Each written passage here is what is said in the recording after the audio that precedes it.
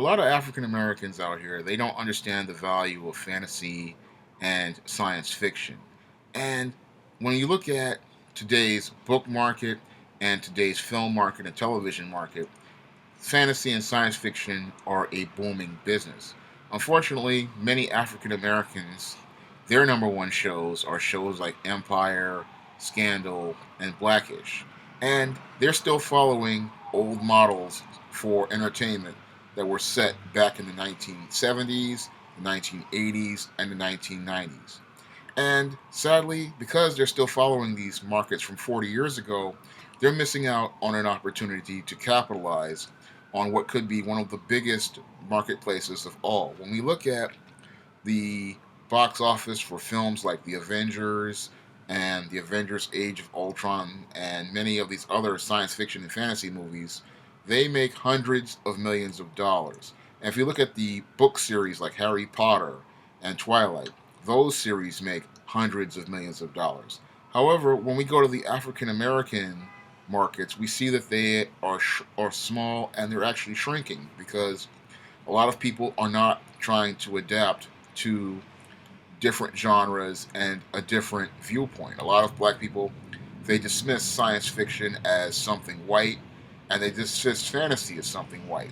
When fantasy has a marketplace for African Americans and it's been there for many years. Unfortunately, many people don't want to embrace that marketplace and adapt to that marketplace. And I feel that African Americans are missing out on the opportunity of a lifetime by not participating in fantasy and science fiction. We can't sit here and complain about, characters like Finn in Star Wars and a lack of diversity in things like your Oscars without trying to present some different types of products. And this is a big problem in the African American community.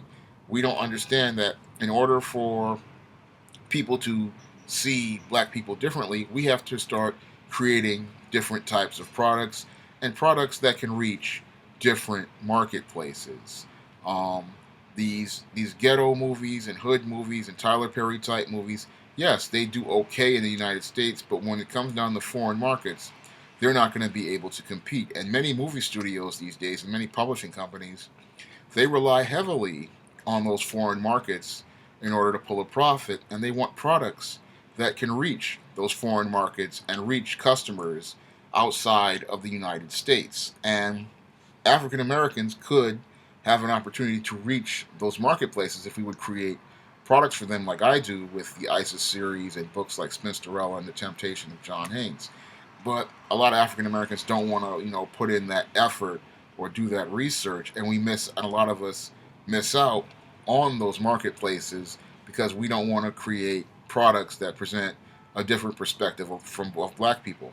And there's a small group of black people who just want to continue following this, as I call it, white liberal narrative of these old stereotypes. But then there are some black people who want to break away from those stereotypes and they want to change the perspective of how African Americans are seen in media because we really need to start tapping into that African American fantasy market because I believe that could be one of the big markets for business. Unfortunately, there are a lot of African Americans who want to resist that, not only on the creative side, but the audience side as well, because again, they still think of fantasy and science fiction as a white thing instead of seeing it as, having an imagination has really no color.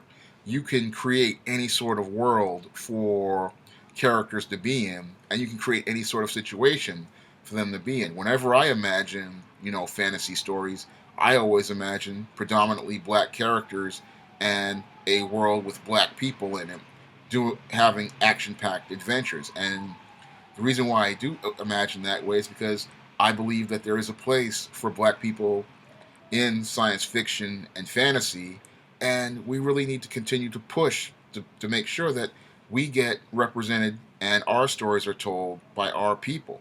Because you can't expect someone like J.J. Abrams to give you a accurate depiction of an African American like he did with Finn in Star Wars. Now, a lot of people complained about it. I'm one of them.